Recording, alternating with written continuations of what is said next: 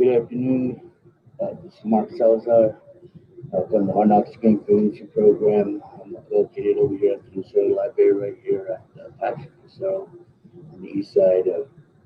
Wanted to touch base with in regards to just point out a few things in which I've learned along the way through trial and through error as far as playing the game of chess.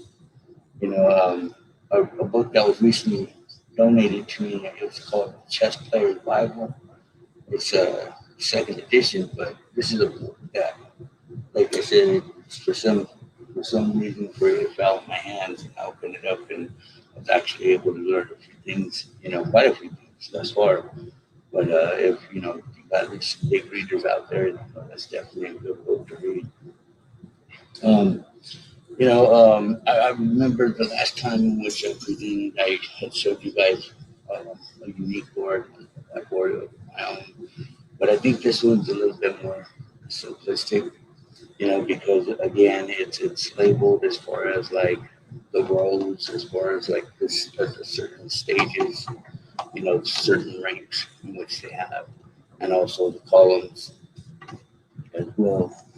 You always want to make sure again on your board when you're getting ready to play that you have the white on the right.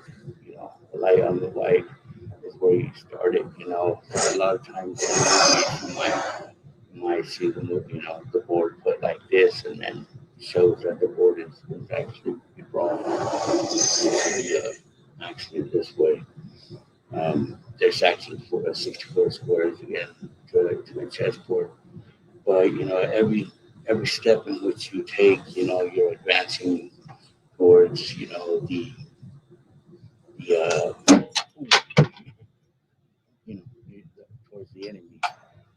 And what you basically want to do is you want to secure your role, secure your position, simply because you know the rook, as many of you guys know, the rook right here, it can, of course, it's only limited to going vertical or horizontal. It can go diagonal. You know, the only one in which goes diagonally is the bishop here, but otherwise, it can go vertically or horizontally. And again, the the pawns here, or the knights. I'm sorry, the knights here can only move, either two two steps forward and to the left, or two steps forward and one to the right. And so it's a little bit more confusing to try to explain, which but I can put it in this term is that if you I can show you this, that if you have a knight here in the center of the board, for example, like if we got here, like every square in which it's going to land on from there is going to be on the whiteboard. So it's going to end up like this here, or it's going to end up right here, or again right here, or again this way, or this way, and again that way, and again this way. And so that was a trick that I've learned to trial and error. And the same thing if the knight is also on the light one. Everyone which will land on will actually be a darker square. The bishops, once again, like I explained, they can only go diagonally, and both of them are required to stay within their lane. Usually, in securing your positions, like with the knights, normally with the knights, here in the middle for the most part. The bishops are the ones in which I usually make, with the intent to set something up. So if I'm moving this on here, it's simply to set up. My next move is going to be to remove my bishop. So that way I can secure this lane right here. So the moment in which this one starts opening up, either once or twice on that row, I can definitely come and all of a sudden take that the road right there. And so that's just securing, that lane. Same thing on the side. Whether I move once or twice, I'm still coming here to secure that lane here. The only way in which you can secure the lane here is if this pond was for some reason maybe out of the way, like if it, all of a sudden got on that side by taking out that pond there. And so, there's several different moves in which, that I can show you guys within time, in which I've, learned through trials and error. Again, like I said, everything in which I've learned is all still self-taught and just being playing with other good players and better players, and that's the way in which, you get better, is by simply playing with other people that are just as good, if not better than yourself. The king, even though it's the most valuable, king, piece on the board, unfortunately, it's limited to where, it can only move one way. Every movement which it makes, it can move once here.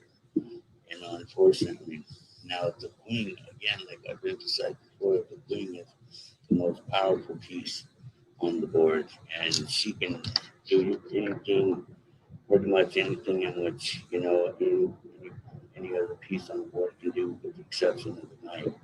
The queen can't jump, jump in any direction, but otherwise it goes vertically, diagonally, and with that, I just wanted to let you guys know that this,